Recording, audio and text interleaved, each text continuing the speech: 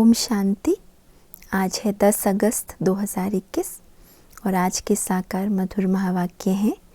मीठे बच्चे, बाप आए हैं तुम्हें इस पाप की दुनिया से निकाल चैन की दुनिया में ले जाने। इस दुनिया में हर आत्मा बहुत बेचैन है, दुखी है, अशांत है। तो बाबा कहते मैं आया हूँ तुम्हें चैन की दुनिया में ले जाने। बाप द्वारा तुम्हें सुख शांति की 2 सौगातें मिलती है। प्रश्न है, सारी दुनिया में सच्ची सच्ची नंस तुम हो, सच्ची नंस किसे कहेंगे? उत्तर है, सच्ची नंस वह जिसकी बुद्धि में एक की याद हो, अर्थात नन बट वन। सिर्फ और सिर्फ एक की याद बुद्धि में हो।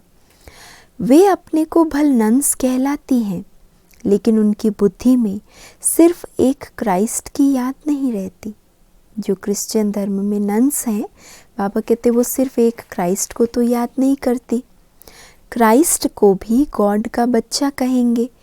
तो उनकी बुद्धि में 2 है और तुम्हारी बुद्धि में एक बाप है, इसलिए तुम सच्ची सच्ची नंस हो। तुम्हें बाप का फरमान है, पवित्र रहना है। गीत है आज का, इस पाप की दुनिया से कहीं दूर ले चल, सुख चैन हो जहाँ ले चल हमें वहीं ले चल। ओम शांति। मीठे मीठे रूहानी बच्चों ने गीत सुना। किसने सुना? आत्माओं ने। आत्मा को परमात्मा नहीं कहा जा सकता, मनुष्य को भगवान नहीं कह सकते। अच्छा, अभी तुम हो ब्राह्मण, तुमको अभी देवता नहीं कहा जाता। ब्रह्मा को भी देवता नहीं कहा जा सकता।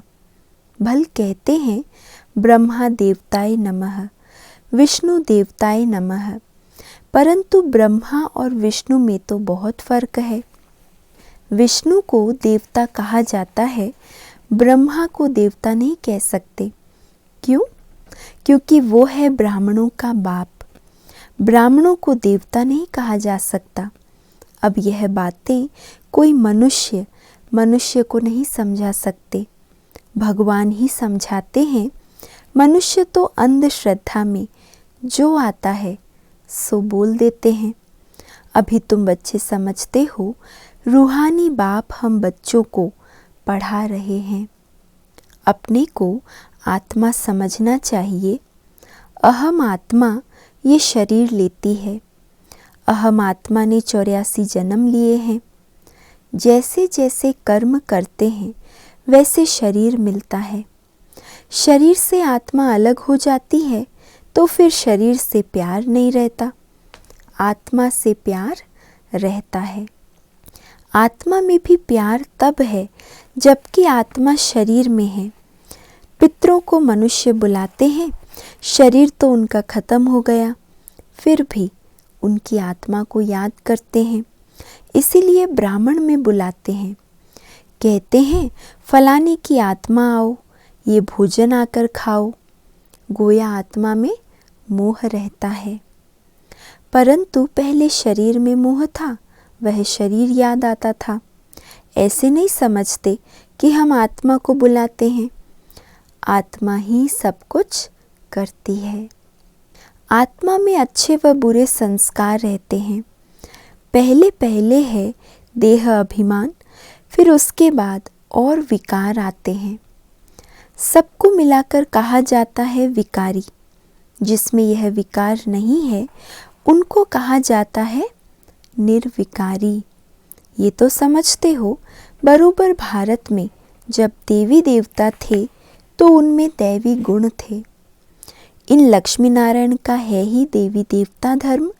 जैसे क्रिश्चियन धर्म में मेल अथवा फीमेल सब क्रिश्चियन हैं, ये भी कहा जाता है देवी देवता, राजा रानी, प्रजा सब देवी देवता धर्म के हैं।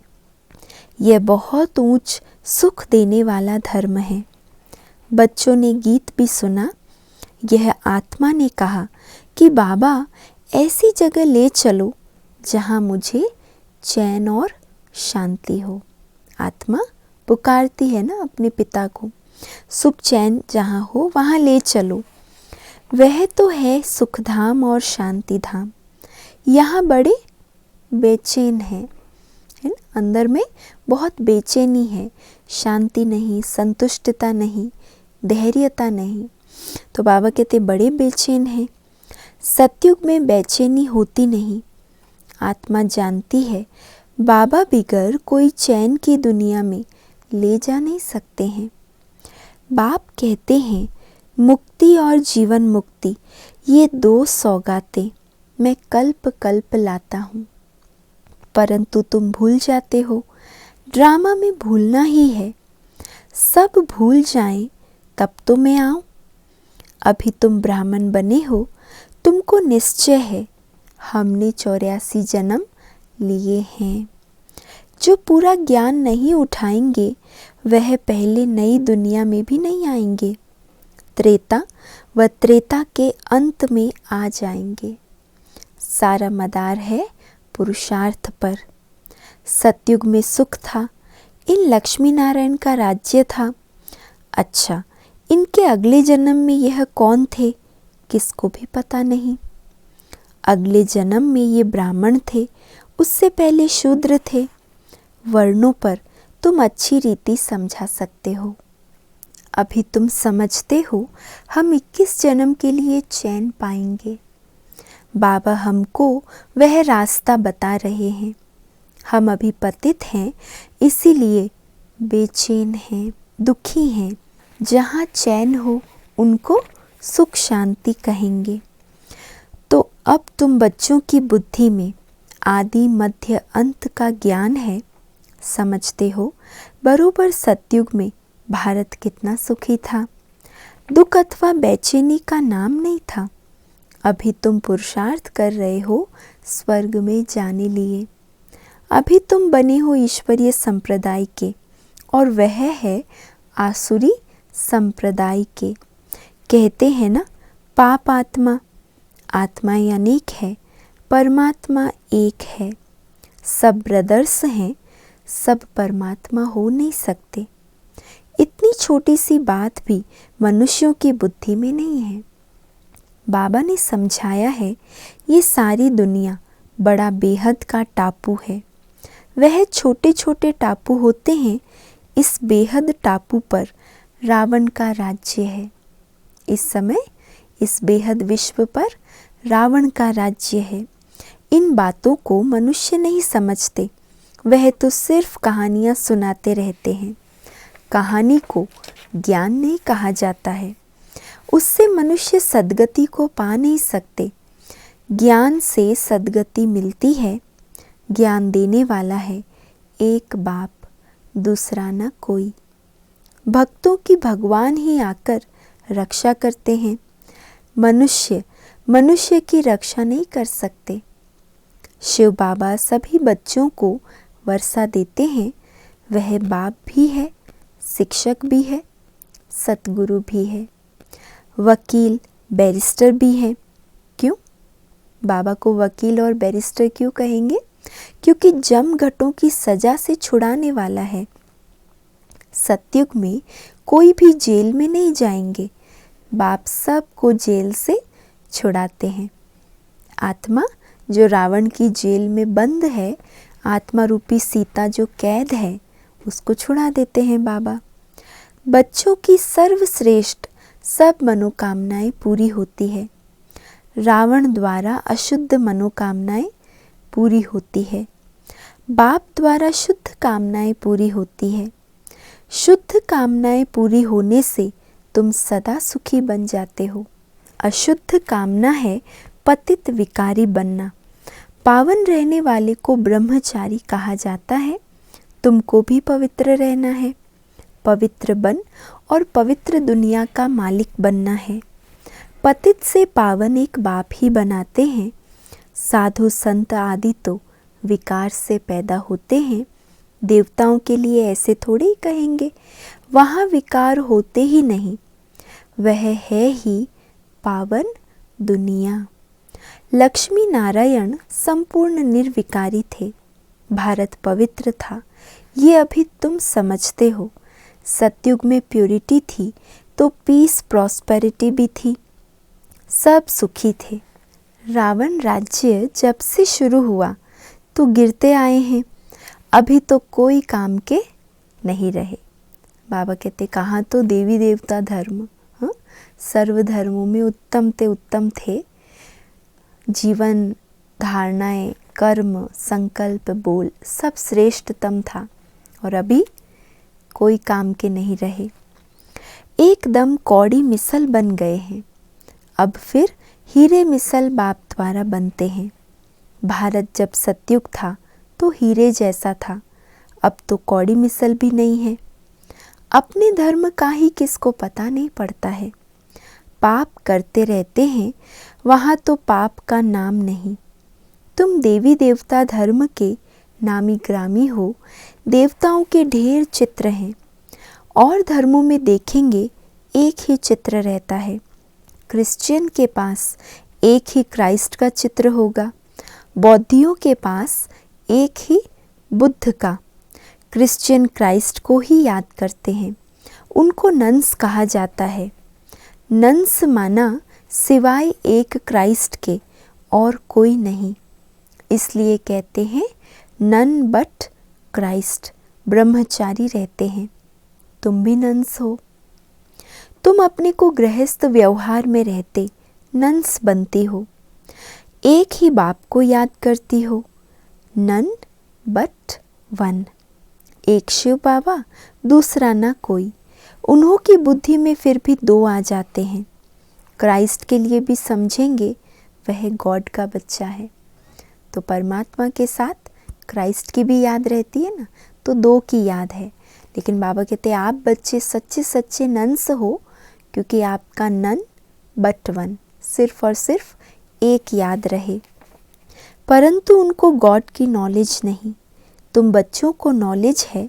सारी दुनिया में ऐसा कोई नहीं जिसको परमात्मा की नॉलेज हो। परमात्मा कहाँ रहते हैं, कब आते हैं, उनका क्या पार्ट चलता है, ये कोई नहीं जानते। भगवान को जानी जाननहार कहते हैं, समझते हैं वह हमारे दिल की बात को जानते हैं। बाप कहते हैं मैं नहीं जानता, हमको क्या पड़ी है, जो हर एक के दिल को बैठ रीड करूँगा।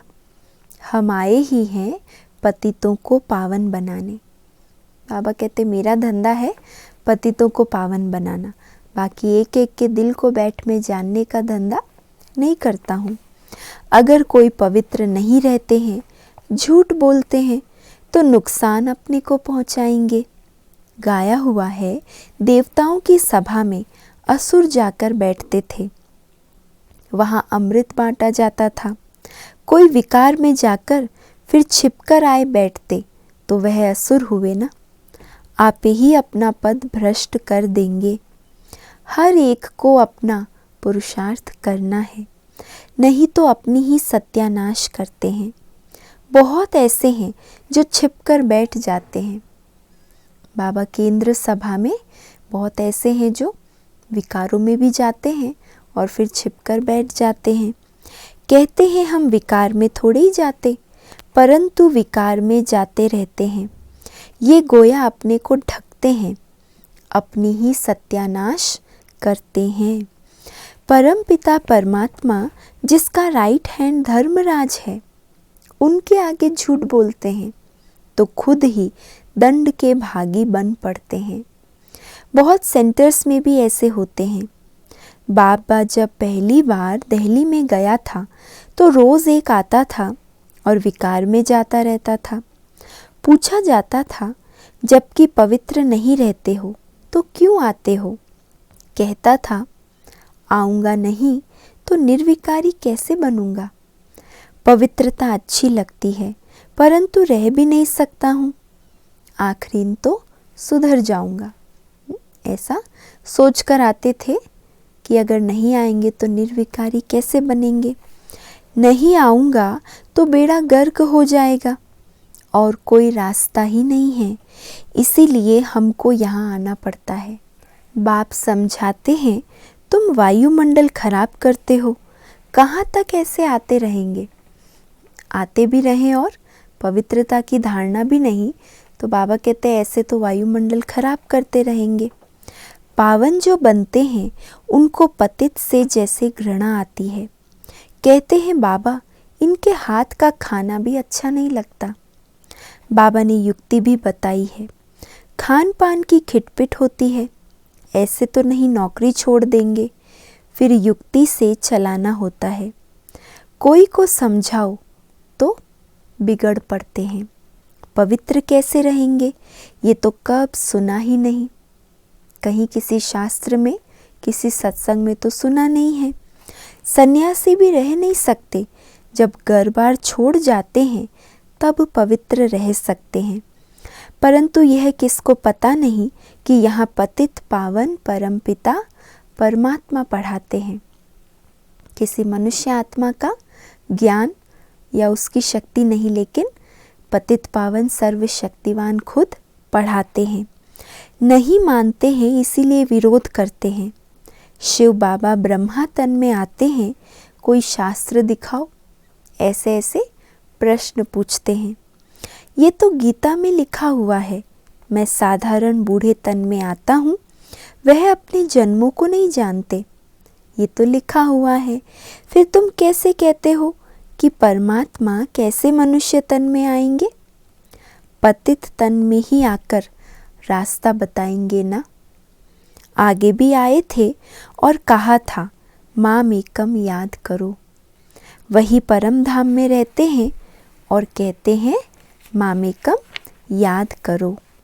कृष्ण का शरीर तो मूल वतन में नहीं होगा जो कहे माम एकम याद करो।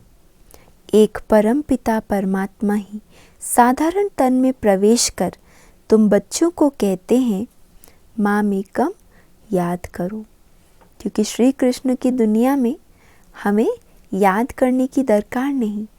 इस समय उस दुनिया में जाने के लिए बाबा को याद करना है।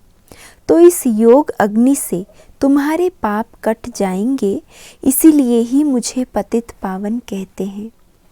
पतित पावन ज़रूर आत्माओं का होगा ना, पतित भी आत्मा ही बनती है। बाप कहते हैं तुम पवित्र आत्मा, 16 कला संपूर्ण थी, अभी 9 कला, कोई कला नहीं रही, बिल्कुल ही पतित बन गए हो। मैं कल्प कल्प आकर तुमको समझाता हूँ। तुम जो काम चिता पर बैठ पतित बन जाते हो, फिर ज्ञान चिता पर बिठाकर तुमको पावन बनाता हूँ।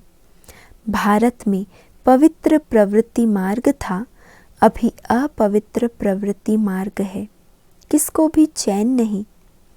अब बाप कहते हैं दोनों ज्ञान चिता पर बैठो। हर आत्मा को अपने अपने कर्मों अनुसार शरीर मिलता है।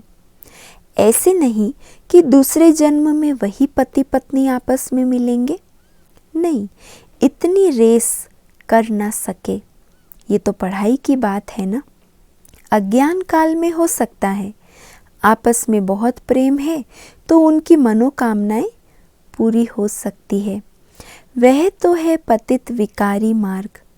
पति के पीछे पत्नी चिता पर बैठती है, दूसरे जन्म में भी जाकर उनसे मिलती है।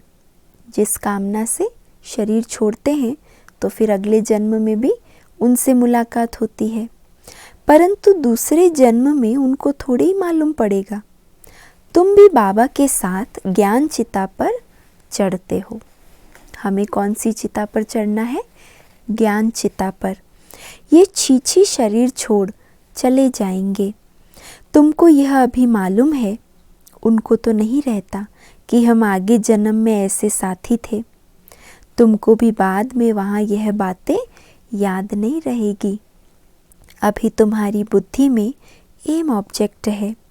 मम्मा बाबा लक्ष्मी नारायण बनेंगे, विष्णु है देवता, प्रजापिता ब्रह्मा को देवता नहीं कह सकते। ब्रह्मा सो देवता बनते हैं, ब्रह्मा सो विष्णु, विष्णु सो ब्रह्मा कैसे बनते हैं, ये अभी तुमने समझ लिया है। अभी तुम जानते हो चैन सिर्फ स्वर्ग में ही होता है। कोई मरते हैं तो कहते हैं स्वर्ग गया, अर्थात चैन में गया। बेचैनी में पतित रहते हैं। बाप फिर भी कहते हैं अपने को आत्मा समझ, बाप को याद करो तो विकर्म विनाश होंगे। बाकी है डिटेल में समझने की बातें। बाप नॉलेजफुल है तो तुमको भी अपने जैसा नॉलेजफुल बनाएंगे। बाप की याद से तुम सतो प्रधान बनेंगे। यह आत्माओं की रेस है, सतो प्रधान बनने की रेस चल रही है। जो जास्ती याद करेंगे वह जल्दी बनेंगे। ये है योग और पढ़ाई की रेस। स्कूल में भी रेस होती है ना, ढेर स्टूडेंट होते हैं, उनमें से जो नंबर 1 निकलते हैं उनको स्कॉलरशिप मिलती है। एक ही पढ़ाई लाखों करोड़ों आत्माओं के लिए होती है, तो इतने स्कूल भी होंगे ना। अब तुमको यह पढ़ाई पढ़नी है, पूरे विश्व की आत्माओं को संदेश देना है। तो बाबा कहते इतने स्कूल, इतने यूनिवर्सिटी, गीता पाठशालाएं खोलनी पड़े, सेंटर्स खोलने पड़े। सबको रास्ता बताओ, अंधों की लाठी बनो, घर घर में पैगाम पहुंचाना है। हमारा कर्तव्य है अंधों की लाठी बनना, घर घर को ये संदेश पहुंचाना है। अच्छा, मीठे मीठे सिकी लधे बच्चों प्रति मात पिता बाप दादा का याद प्यार और गुड मॉर्निंग। रूहानी बाप की रूहानी बच्चों को नमस्ते, और हम सब रूहानी बच्चों की रूहानी मात पिता बाप दादा को याद प्यार, गुड मॉर्निंग और नमस्ते। आज धारणा के लिए मुख्य सार है, पहला, अब अशुद्ध कामनाओं का त्याग कर शुद्ध कामनाएं रखनी है। सबसे शुद्ध कामना है पवित्र बनकर पवित्र दुनिया का मालिक बने। कोई भी भूल को छिपाकर अपने आप को ठगना नहीं है। धर्मराज बाप से सदा सच्चा रहना है। दूसरा है, ज्ञान चिता पर बैठ इस पढ़ाई में रेस कर भविष्य नई दुनिया में ऊंच पद पाना है। योग अग्नि से विकर्मों के खाते को दग्ध करना है। आज का वरदान है, सत्यता की महानता द्वारा सदा खुशी के झूले में झूलने वाले अथॉरिटी स्वरूप भव। सत्यता की महानता द्वारा सदा खुशी के झूले में झूलने वाले अथॉरिटी स्वरूप भव। सत्यता की अथॉरिटी स्वरूप बच्चों का गायन है, सच तो बिठो नच। जो सच्चा है वो सदा खुशी में नाचता रहता है। सत्य की नाव हिलेगी लेकिन डूब नहीं सकती। आपको भी कोई कितना भी हिलाने की कोशिश करे, लेकिन आप सत्यता की महानता से और ही खुशी के झूले में झूलते हो। हिलाने वाला खुद हिल जाए, लेकिन आपकी खुशी, आपके अंदर की जो संतुष्टता है, जो अंदर का आनंद है, वो कभी भी ख़त्म नहीं हो सकता, क्योंकि सत्य को कभी कोई छुपा नहीं सकता, कोई सत्यता की नाव को डुबो नहीं सकता। सत्यता की तुलना सूर्य से की जाती है, सूर्य समान सदा रोशन। वह आपको नहीं हिलाते लेकिन झूले को हिलाते हैं। ये सोचो, उस समय जो ऐसी परीक्षा सामने लेकर आता है, वो आत्मा आपको और ही खुशी के झूले में झुलाने आई है। ये हिलाना नहीं लेकिन झुलाना है। इसीलिए आप उन्हें धन्यवाद दो कि आप झुलाओ और हम बाप के साथ झूलें। देखो बाबा कैसी भी बात आए उसको कैसे हम ज्ञान योग के द्वारा चेंज कर सकते हैं। कोई हिलाए तो आप ये सोचो, बहुत बहुत शुक्रिया आपका कि आपका हिलाना नहीं लेकिन हमें खुशी के झूले में झुलाना है। तो आप झुलाओ और हम बाबा के साथ ऐसे ही झूलते रहें। स्लोगन है, सर्व शक्तियों की लाइट सदा साथ रहे तो माया समीप नहीं आ सकती। सर्व शक्तियों की लाइट सदा साथ रहे तो माया समीप नहीं आ सकती। और आज का अव्यक्त इशारा सुनेंगे हम। मेरा तो एक बाबा और मेरा सब कुछ इस एक मेरे में समा जाए। तो एकाग्रता की शक्ति अव्यक्त फरिश्ता स्थिति का सहज अनुभव कराएगी। जहाँ चाहो, जैसे चाहो, जितना समय चाहो, उतना और ऐसा मन एकाग्र हो जाए, इसको कहा जाता है मन वश में है।